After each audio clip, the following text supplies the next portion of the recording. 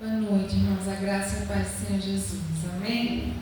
É bom estarmos aqui reunidos em nome do nosso Deus, para juntos adorarmos e bendizermos o seu santo nome. Vamos abrir as nossas Bíblias no Salmo de número 115.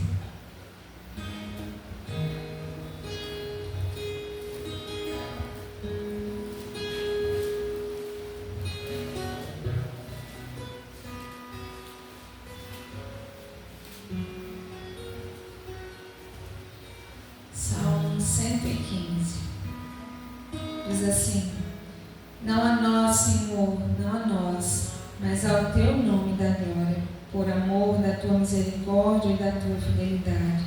Porque diriam as nações: onde está o Deus deles? No céu está o nosso Deus, e tudo faz como lhe agrada. Prata e ouro são os ídolos deles, obras das mãos de homens. Tem boca e não falam, tem olhos e não veem, tem ouvidos e não ouvem, tem nariz e não cheiram. Suas mãos não apalpam, seus pés não andam, som nenhum lhe sai da garganta. Tornem-se semelhantes a eles os que os fazem, e quantos neles confiam.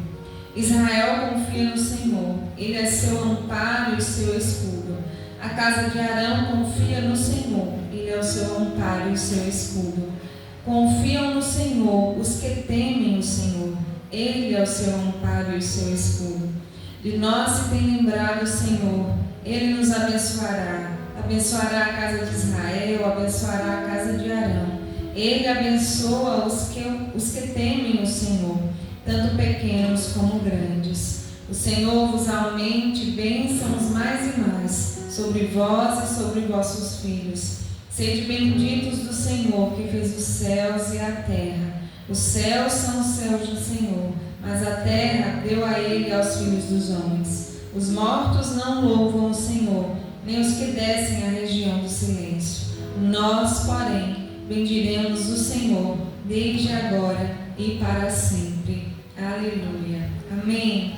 É um salmo que é intitulado como Honra Somente a Deus. Que nós de fato, de verdade, possamos compreender que toda honra e toda glória é para o nosso Senhor e Rei. Somente Ele merece toda honra. Somente Ele merece toda glória, toda adoração. Louvado seja o nosso Deus. Que o Senhor possa estar se nos abençoando nessa noite, ministrando aos nossos corações. Possamos sair daqui abençoados, como diz aqui no versículo 13, Ele abençoa os que temem ao Senhor. Então que o Senhor nos abençoe nessa noite, que saiamos daqui renovados, fortalecidos pelo poder que há em sua doce presença, pelo poder que há em sua santa palavra. Amém? Vamos orar ao Senhor nesse momento, apresentar diante dele as nossas vidas em louvor, em adoração, em gratidão a Ele. Senhor Deus e Pai, bendito seja o nome do Senhor. Somos gratos ao Senhor, Deus, por poder estar aqui, ó Deus, com os nossos irmãos, por poder cantar louvores a Ti, ó Deus, por poder, ó Deus, exaltar o nome do Senhor, daquele que é digno de toda a honra, de toda a glória. Ó Deus, somos gratos ao Senhor porque um dia o Senhor iluminou o nosso coração e a nossa mente, nos fez enxergar quem somos e quanto precisamos do Senhor. E é por isso que nós estamos aqui nesta noite, ó Deus, para adorar o Senhor, e não há mérito nenhum em nós, porque tudo vem de Ti, até o desejo de Te adorar vem do Senhor. Por isso nós somos gratos ao Senhor, somos gratos pelo privilégio de poder nos reunir como povo Teu, pois estávamos desgarrados, ó Deus, ó Deus, tido como filhos da ira, mas o Senhor nos resgatou. Bendito seja o nome do Senhor. Ó Deus, nós somos falhos, nós somos pecadores, não conseguimos, ó Deus, diante da santidade do Senhor, ser perfeitos, e por isso nessa noite, ó Deus, em conjunto com os irmãos, nós confessamos a Ti os nossos pecados, confessamos que somos falhos, pecadores, que carecem da Tua graça e do Teu perdão, e por isso nós pedimos perdão ao Senhor pelas nossas falhas. Ó Deus, toma todas as partes desse culto, que o Senhor ministre aos nossos corações por meio dos louvores. Que o Senhor fale conosco, ó Deus, por meio da Tua palavra. Ó Deus, edifica-nos nessa noite, ó Deus, e fortaleça a nossa fé. Ó Deus, em nome de Jesus Cristo.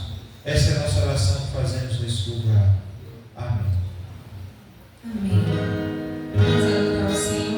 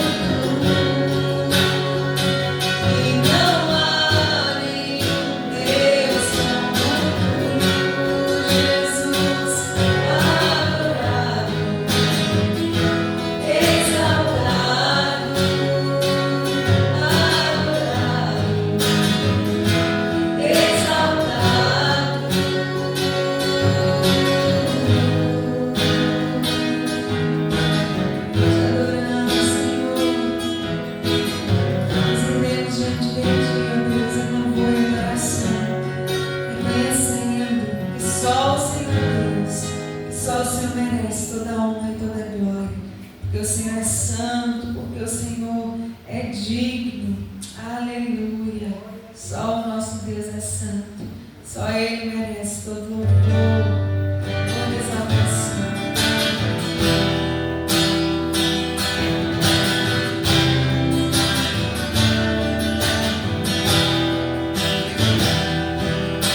Senhor, glória santa a Ti, damos louvor.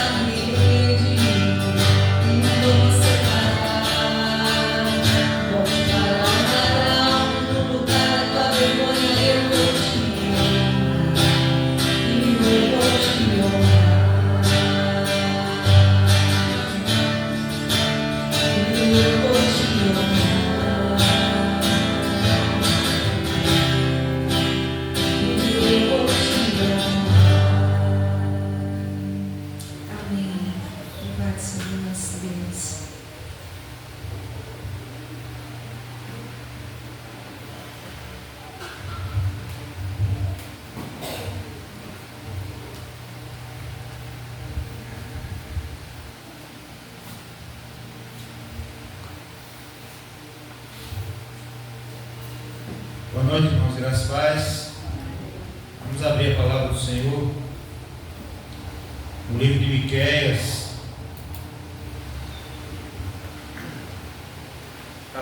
capítulo 6.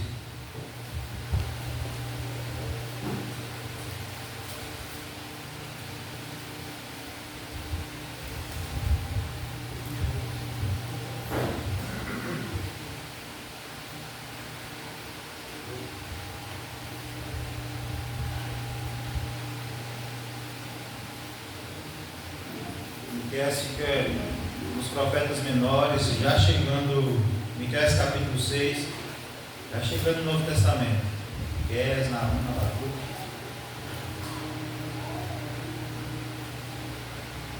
Abre Mateus e vai voltando. Miqueias, Naum, Abacuque, Sofonias, Ageu, Zacarias e Malaquias. 1, 2, 3, 4, 5, 6, 7 livro de trás para frente.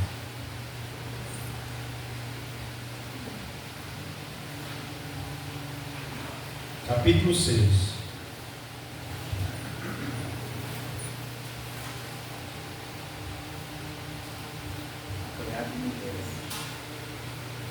Amém? Diz assim a palavra do Senhor. Ouvi agora o que diz o Senhor. Levanta-te, defende a tua causa perante os montes, e ouçam os alteiros a tua voz. Ouvi, montes, a controvérsia do Senhor, e vós, duráveis fundamentos da terra, porque o Senhor tem controvérsia com o seu povo, e com Israel entrará em juízo. Povo meu, que te tenho feito, e com que te enfadei? Responde-me, pois te fiz sair da terra do Egito, e da casa da servidão te remi, e enviei adiante de ti Moisés, Arão e Miriam. Povo meu, lembra-te agora do que maquinou Balaque, rei de Moabe, e do que lhe respondeu Balaão, filho de Beor, e do que aconteceu desde Sitim até Gilgal, para que conheças os atos de justiça do Senhor, com que me apresentarei ao Senhor e me inclinarei até os dias excelsos. Virei perante Ele com holocaustos, com bezerros de 1 ano. Agradar-se-á o Senhor de milhares de carneiros, de 10.000 ribeiros de azeite. Darei o meu primogênito pela minha transgressão, o fruto do meu corpo pelo pecado da minha alma. Ele te declarou, ó homem, o que é bom, que é que o Senhor pede de ti, que pratiques a justiça e ames a misericórdia e andes humildemente com o teu Deus. Amém? Até aqui. Vamos orar mais uma vez. Pai, entregamos a ti os nossos louvores, as nossas ofertas, dízimos no altar do Senhor. Pedimos que o Senhor receba os louvores como sacrifício agradável ao Senhor, as ofertas em forma de gratidão, de fidelidade ao Senhor. Ó Deus, em nome de Jesus, que seja para mantimento da tua casa. Ó Deus, agora, Deus, que o Senhor fale conosco, que o Senhor fale conosco através desse texto. Que o Senhor ministre aos nossos corações, ó Deus, para que teu nome seja glorificado, exaltado, e nós sejamos edificados pela tua palavra. Nós oramos assim em nome de Jesus. Amém. Amém. Irmãos, o profeta Miqueias, ele viveu um período difícil da história de Israel. Ele pregou durante os reinados dos reis Jotão, Acás, Ezequias. Era um tempo de corrupção política, era um tempo de juízes vendidos, de sacerdotes que cobravam para profetizar, que cobravam para ensinar, profetas que pregavam só o que o povo queria ouvir. Ricos, tomando as terras dos pobres. O país parecia um país religioso. Tinha um templo, tinha cultos, tinha sacrifícios. Mas o livro de Miqueias nos mostra que o coração do povo estava longe de Deus. Era um povo que ia ao culto, mas explorava o próximo. Era um povo que cantava hinos, mas vivia injustamente. E Deus então levanta Miqueias para dizer: não basta parecer povo de Deus, é preciso ser povo de Deus. E aí, quando nós vemos o versículo 1 e 2, nós vamos ver que é como se Deus chamasse, é como se Ele abrisse um tribunal e Ele chamasse os montes como testemunha. Porque isso aqui, irmãos, é uma linguagem de tribunal. Deus está dizendo: vamos resolver isso. Não é explosão emocional, é um julgamento justo. Deus da Bíblia, irmãos, é paciente. Mas Deus da Bíblia, nosso Deus, Ele também é justo. E muita gente pensa que Deus não está vendo as atitudes dos povos.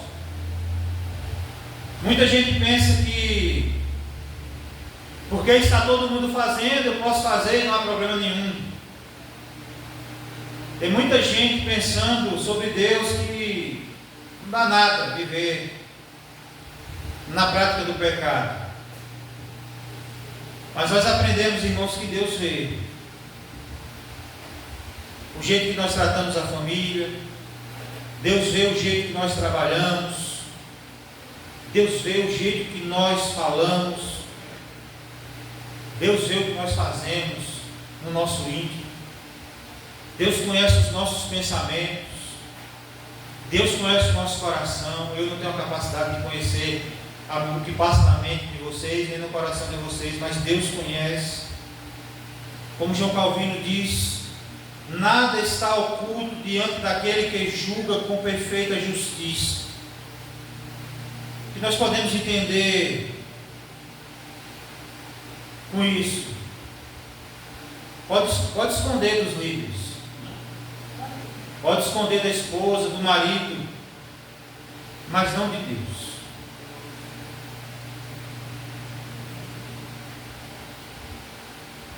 Mas antes de condenar, Deus faz algo surpreendente. Porque Deus está olhando para a iniquidade do povo. Deus está vendo o quanto o povo está distante. Deus está vendo o quanto o povo está vivendo uma vida religiosa de forma externa, periódica,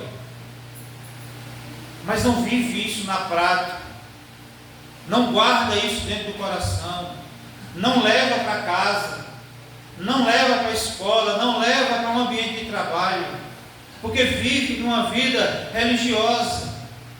E Deus aponta o pecado do povo, Deus mostra que vai agir com justiça, mas Deus, irmãos, Ele lembra da sua graça. E nós vamos ver no capítulo 3 a 5, Deus pergunta: povo meu, o que te fiz? E Deus relembra o que Ele fez. O que eu fiz foi tirar vocês do Egito, livrei vocês da escravidão, protegi vocês no deserto, conduzi vocês até a terra prometida. Irmãos, isso aqui mostra algo profundo também sobre as nossas vidas, porque nós corremos o risco de ser do mesmo jeito que eles. E aqui, irmãos, está demonstrando que o pecado daquele povo era a ingratidão. Porque aquele povo não estava reconhecendo o que Deus tinha feito na vida deles. Como Deus tirou com mão forte da escravidão do Egito. Como Deus fez de uma família pequena, sofredora, uma grande nação. Como Deus fez aquele povo sobreviver aonde os outros morriam, no deserto. Como Deus deu vitória na conquista da terra prometida. E a resposta do povo foi com ingratidão. Eles estavam, irmãos, vivendo como se Deus nunca tivesse feito nada para eles. E a pergunta é: quantas vezes fazemos o mesmo? Quantas vezes fazemos o mesmo quando nós reclamamos daquilo que não temos e que desejamos ter?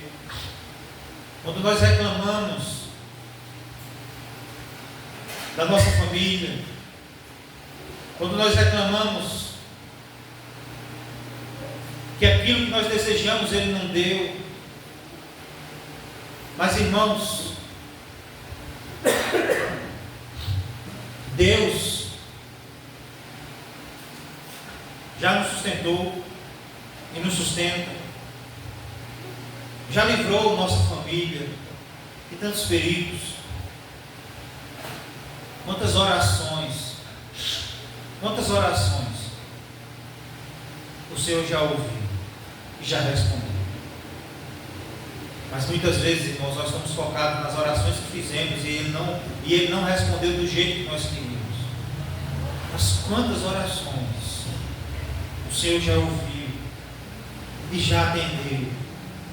Quantas portas, irmãos, Ele já abriu?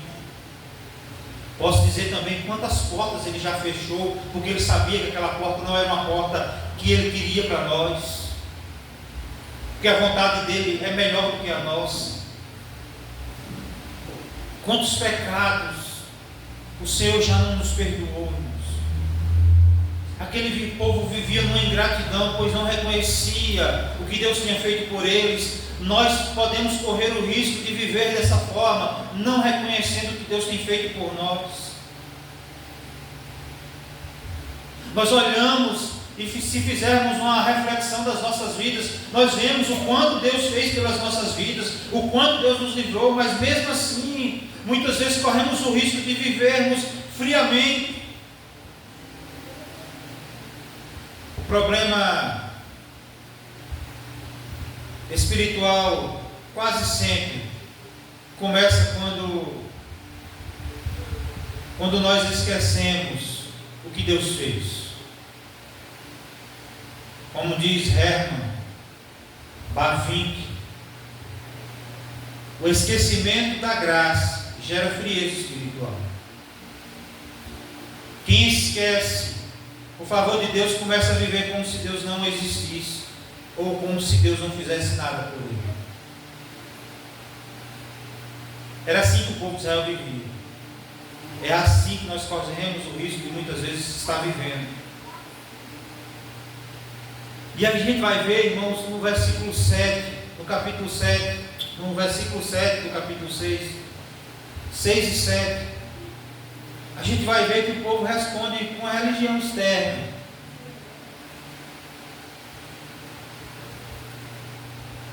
Dizendo: quer sacrifício? Vamos oferecer sacrifícios? Quer 1000 ofertas? Quer algo maior ainda? Eles achavam que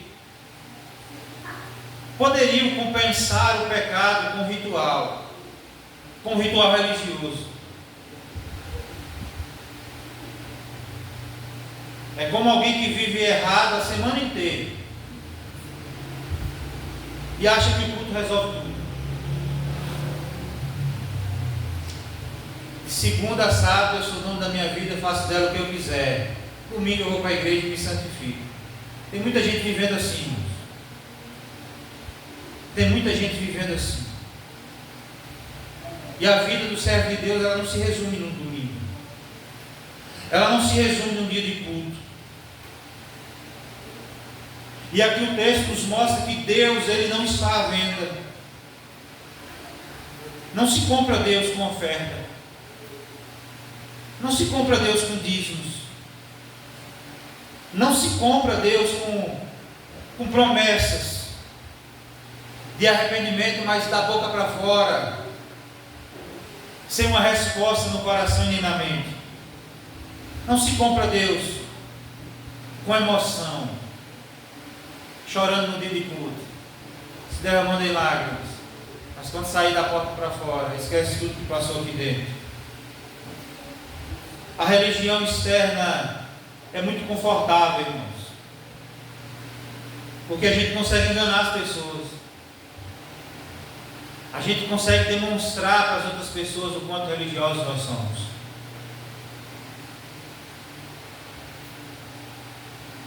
A religião é algo fácil, porque é mais fácil trazer oferta, é mais fácil trazer oferta do que abandonar pecado. A religião externa é confortável porque não existe mudança do caráter, não exige renúncia. Viver uma religiosidade externa não exige renúncia. Aquilo que Paulo lutava, dizendo: o bem que eu quero fazer, eu não consigo fazer. Para o religioso, é falar assim: o bem que eu não quero fazer mesmo. O mal que eu quero, que eu não deveria fazer, eu quero fazer. Para o religioso é assim. Enquanto que o servo de Deus, ele bate no peito, e ele se esmurra, e ele diz: o mal que eu não quero, esse faço. Senhor, tem misericórdia de mim. Quem me livrará do corpo dessa morte? E ele mesmo vai responder: mas graças a Deus, por meio de Jesus Cristo, o nosso Salvador. É por causa dele. O religioso pensa assim. O religioso não pensa assim. O religioso, ele quer viver uma vida de aparência, quer viver uma vida confortável de aparência, porque isso não exige mudança do seu caráter. O povo aqui estava achando mais fácil oferecer sacrifício, levar carneiros de um ano para sacrificar ao Senhor, mas não queria mudança. Tem muita gente, irmãos, que se a gente for conversar por aí afora e for chamar a atenção da sua conduta lá fora, ele vai falar: está conversando o quê, rapaz?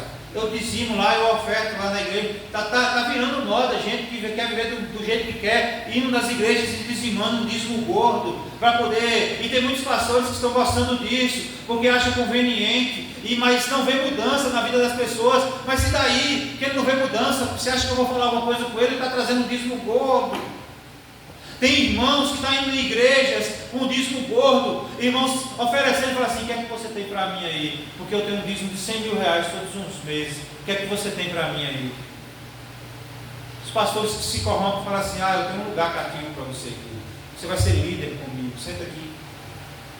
Outros vão dizer: meu amigo, aqui não tem nada para você, aqui não tem nada para você, a não ser do que você quer, aqui não tem nada para você. Vai procurar outra igreja, se mantém fiel mesmo assim.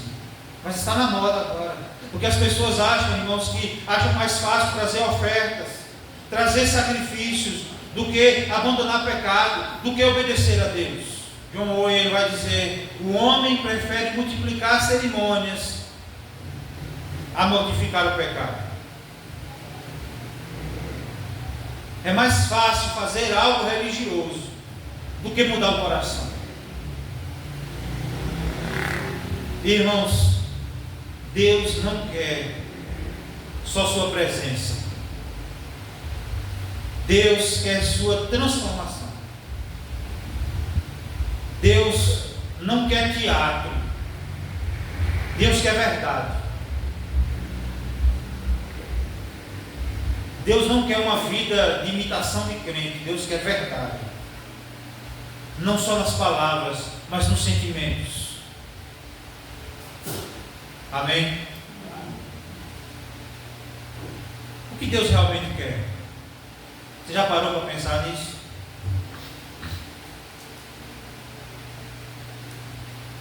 O que Deus realmente quer de mim?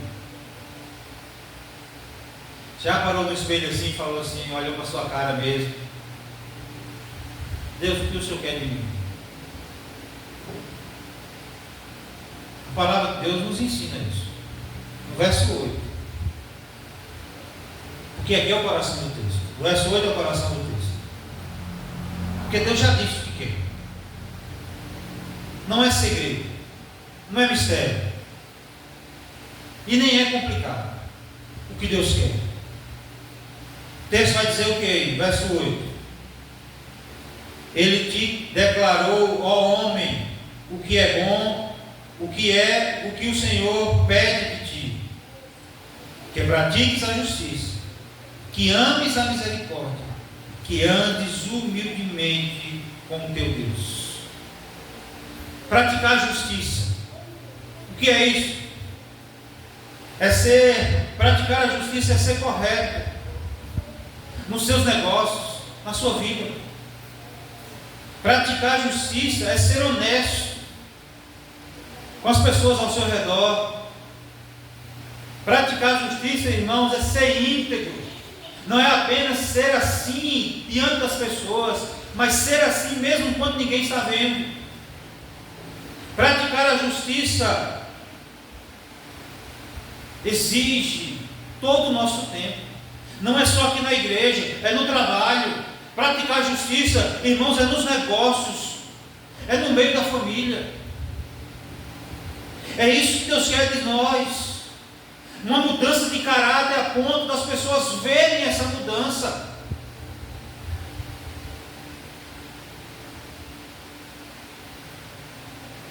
Quando eu trabalhava lá em Godão, meu tio, era muito comum isso. Porque o papel do vendedor é o quê? Vender.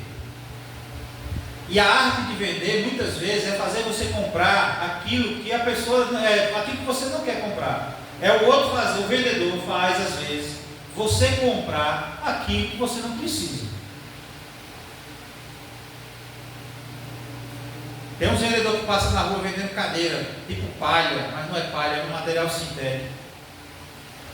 As pessoas compram aquilo que vide a perder de vista, ficam endividadas e a pessoa não tem nem tempo para sentar naquelas cadeiras.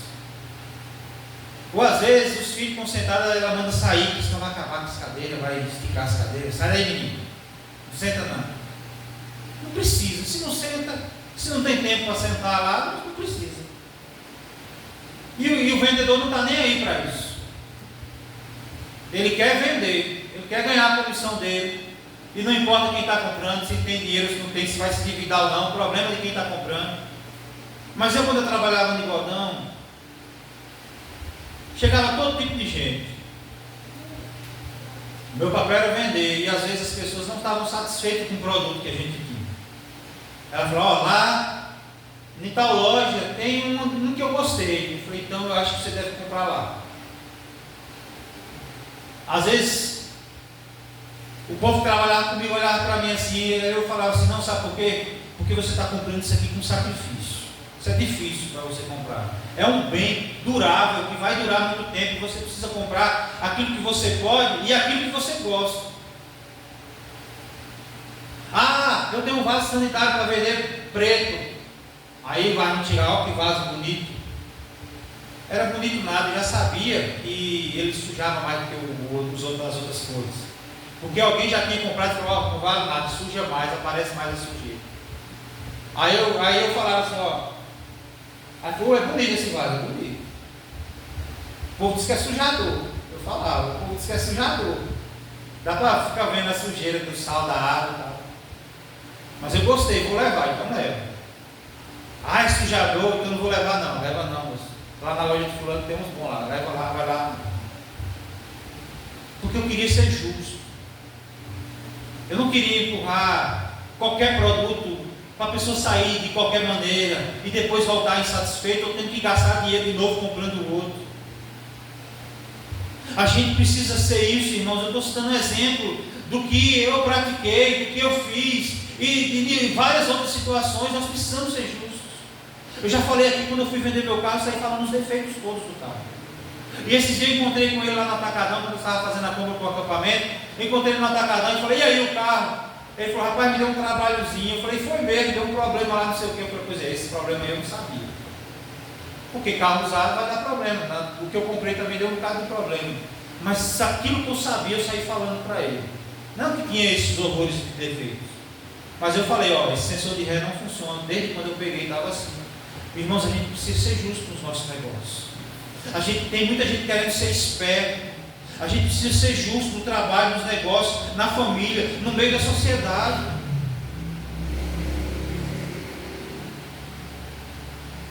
A gente precisa ser honesto. Esse dia que a Caleb estava me contando que ele estava mais um colega dele comprou uns lanches, e pediram um refrigerante juntos. O colega dele foi lá, pagou o lanche, ele foi lá e pagou o lanche, um ficou pensando que tinha pagado o refrigerante. Quando eles saíram, já estava longe já da faculdade, perguntou, tu pagou o refrigerante? Eu não, ele, poxa, eu também não paguei não. Então bora lá voltar, voltou para poder pagar. Isso não é para jogar confete nem soltar foguete não, isso é uma atitude, deve ser uma atitude do servo de Deus. A mulher se alegrou, porque ele voltou para pagar, porque significa que nos dias de hoje está difícil, mas precisamos, o mundo pode ser diferente, mas pode ser assim, mas nós precisamos ser justos nas nossas vidas. Amém? Amém. Fé verdadeira aparece, irmãos, é no caráter transformado. É no caráter transformado.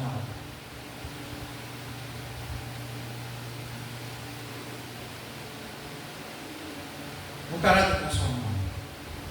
Deus quer de mim praticar a justiça, segundo, amar a misericórdia. Não é só ajudar, é amar ajudar. É ter prazer em perdoar. É não guardar rancor.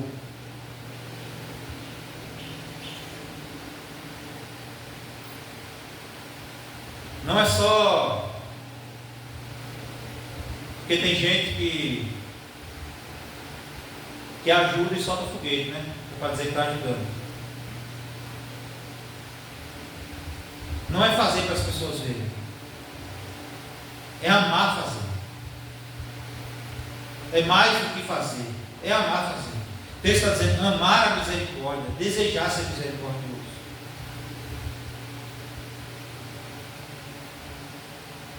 É ter prazer em perdoar. Irmão, sinceramente, quando eu vejo uma pessoa do mundo não perdoando, eu entendo. Mas quando eu vejo um crente não perdoando, eu não consigo entender, porque eu acho que ele não conseguiu entender o perdão de Deus.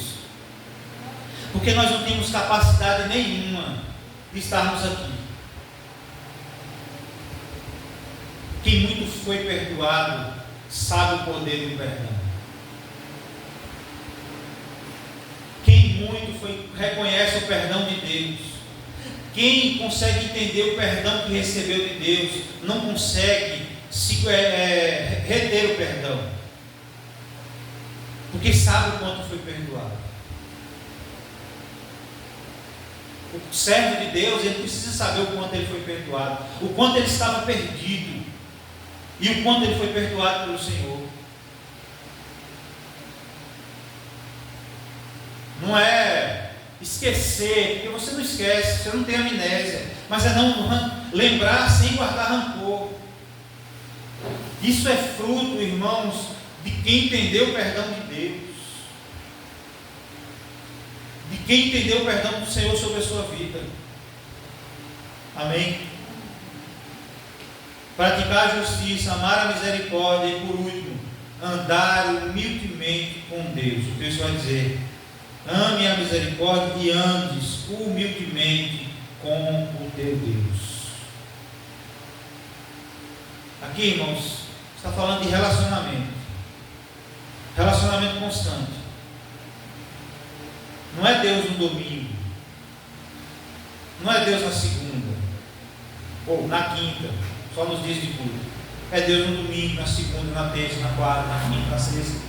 Não é Deus só domingo à noite, é Deus todos os dias, toda hora, todo instante. É Deus quando ninguém está vendo. É o tempo todo. Sproul, ele vai dizer: a fé autêntica sempre produz vida transformada. Se Cristo entrou no coração, alguma coisa tem que mudar. Se a gente fosse falar da vida dos outros aqui, a gente tinha qualidades e defeitos de cada um. Vocês tinham um bocado de coisa, algumas coisas para falar de boas de mim, e um bocado de coisa para falar mal de mim também. E o que vocês não falaram é porque vocês não sabem. Porque tem também. Mas, irmãos, todos nós temos falhas, todos nós temos defeitos, mas a gente tem que buscar a santidade. Se Cristo entrou no nosso coração, alguma coisa tem que mudar. Não dá para viver a mesma vida que vivia antes. A partir do momento em que Jesus entra no nosso coração, precisa acontecer algo histórico nas nossas vidas. A divisão da nossa vida. Como a história foi dividida. A história foi dividida em antes de Cristo e depois de Cristo. Antes de Cristo era barbárie. Depois de Cristo, misericórdia. É misericórdia, é graça, é bondade do Senhor. Todo o princípio cristão, toda a história depois de Cristo foi moldada pelos princípios e valores cristãos. Toda a sociedade que nós conhecemos hoje, ela foi moldada por princípios e valores cristãos.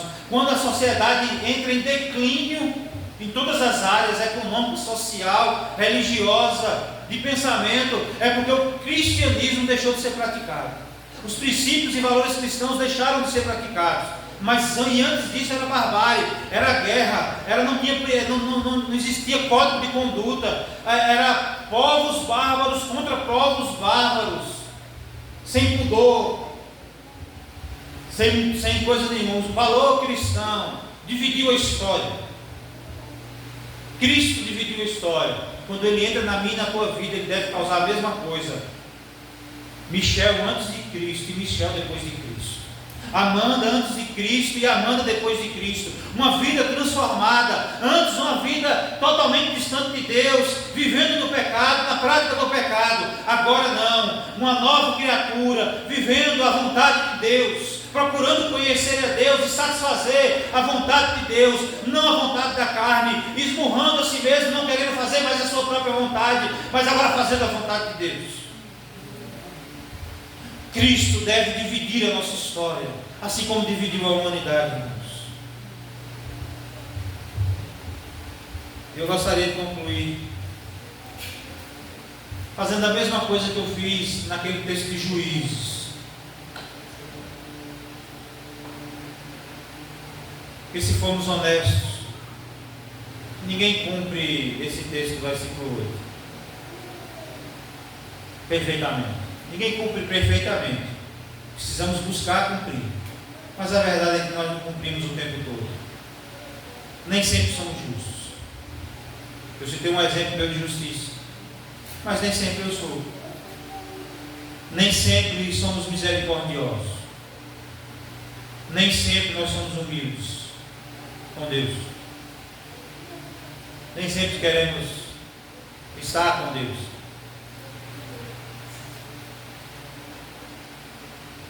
Mas houve um que cumpriu. Jesus.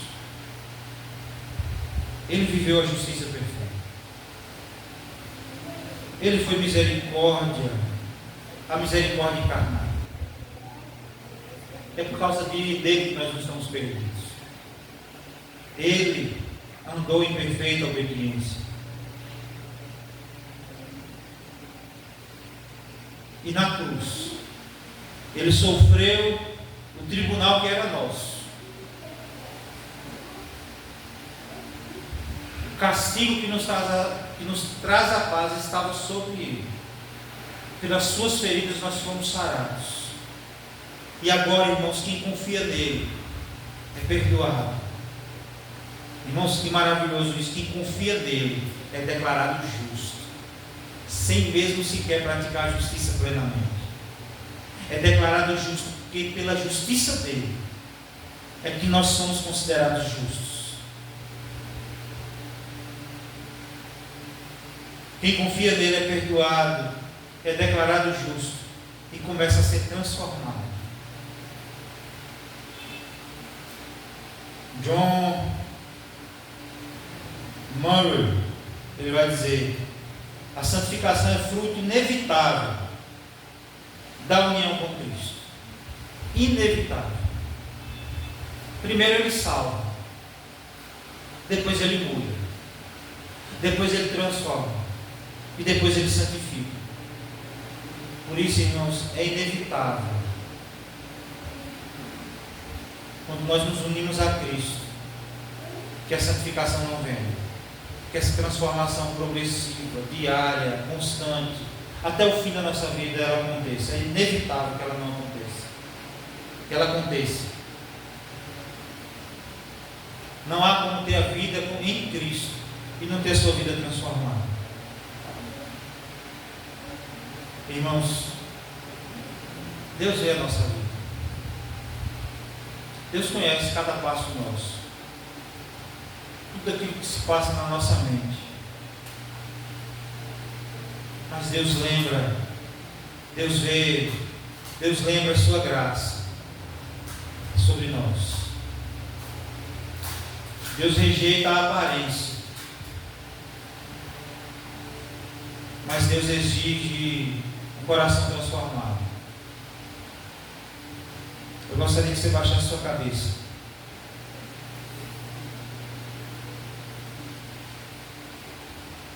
Você olhasse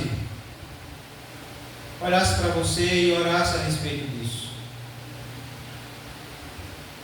Se há necessidade de você pedir perdão por uma religiosidade vazia, se você precisa de um coração quebrantado, humilde na presença dele, se de fato há áreas na sua vida que precisa ser transformada pelo Evangelho, pelo poder de Cristo, ore para que Deus faça. Não se acomode com o pecado, não se acostume com o pecado, não deseje o pecado, viva no desejo de praticar a justiça, de viver em santidade, de ter comunhão com Deus. Deus e Pai, o Senhor nos conhece, o Senhor conhece a nossa vida, o nosso deitar e o nosso levantar. O Senhor conhece todos os passos que nós damos. Ó Deus, mas lembra, ó Deus, da sua graça. Ó Deus, em nome de Jesus Cristo, sobre nossas vidas. Nos livra, ó Deus, de uma religiosidade vazia, sem vida. Mas nos ajuda a viver em intensidade na presença do Senhor. Em todo tempo, em toda e qualquer circunstância. Ajuda-nos, ó Deus, a ter um coração humilde e quebrantado na Tua presença. Que ele seja cheio do Senhor e vazio de nós mesmos, das nossas próprias paixões, das nossas, ó Deus, inclinações para o pecado, mas que seja cheio do Senhor. Ó Deus, que as áreas, ó Deus, das nossas vidas que ainda não foi transformada pelo Evangelho, ó Deus, que o Senhor transforme. Mude aquilo que precisa ser mudado, ó Deus, em nome de Jesus Cristo, para que nós não venhamos viver uma vida religiosa vazia, ó Deus, em nome de Jesus Cristo, porque o Senhor exige de nós um coração transformado, ó Deus, e nós não queremos ser transformados em parte, ou só viver uma vida de religiosidade aos domingos, ó Deus, mas nós queremos viver a integralidade do Evangelho nas nossas vidas, em todas as áreas, ó Deus, em nome de Jesus Cristo. Deus, esquadrinha o nosso coração, esquadrinha nossa mente, faça uma faxina, Deus, e limpa tudo aquilo que não te agrada, em nome de Jesus. Faça-nos, ó Deus, desfazer de todos os nossos próprios conceitos, que carregamos em nossas vidas, achando que aquilo ali é o caminho, que é o certo, ó Deus, quebra isso em nome de Jesus. Faz de nós servos fiéis, tementes ao Senhor, para cumprirmos o ídolo do Senhor e pregarmos a Tua palavra. Ó Deus, como nós aprendemos, a nossa pregação é vista e ouvida. Quando é ouvida quando nós proclamamos a palavra do Senhor, e vista, ó Deus, quando as pessoas verem os nossos atos de justiça, a nossa vida transformada diante do Senhor e diante dos homens. Ó Deus, em nome de Jesus, faça isso conosco, faça isso com a tua igreja, neste lugar, e não só neste lugar, mas em todo o teu povo que nesse momento está reunido, em grande templo, ou num pequenino templo, ou até mesmo, ó Deus, numa caverna escondida, por causa da perseguição em algum lugar desse mundo, ou no meio de uma mata, ou debaixo de um pé de árvore, onde quer que o teu povo se reúna, ó Deus, aonde quer que o teu povo esteja reunido nesse momento, ó Deus, toque com o teu Espírito e provoque uma transformação que só Jesus pode fazer, de vida a vida desses indivíduos, em antes de Cristo e depois de Cristo. Essa é a nossa oração que nós fazemos ao Senhor nesse lugar. Em nome de Jesus nós pedimos. Amém. Amém. Deus nos abençoe. Em nome de Jesus.